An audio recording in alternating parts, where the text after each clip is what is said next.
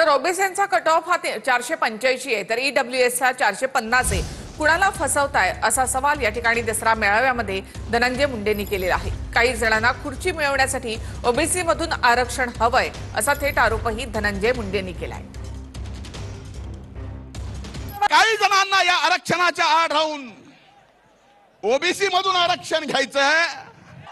काही ठराविक लोकांना फक्त याबाबत स्वतःला खुर्ची मिळावी यासाठी अरे मराठा समाजातल्या लहान मुलांना आरक्षणासाठी नोकरीसाठी सरकारनं जे करायचंय ते केलंय. सरकार आताही करतंय, पण आता याच्यातल्या ताटातलं काढून त्या ताटात शेवटी हा मेळावा विचाराची देवाणघेवाण आहे. जानकर साहेब बरोबर आहे.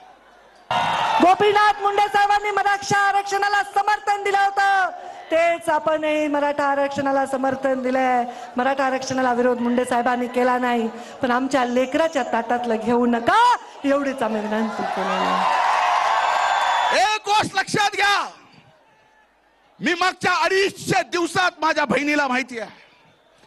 माझी बहीण तासन तास माझ्याजवळ येऊन बसत होती. अशी वाईट मानसिकता माझी झाली होती. मला आधार देत होती त्या काळात, ज्या काळात ही सर्व माध्यम माझ्या विरोधात मीडिया ट्रायल चालवत होते.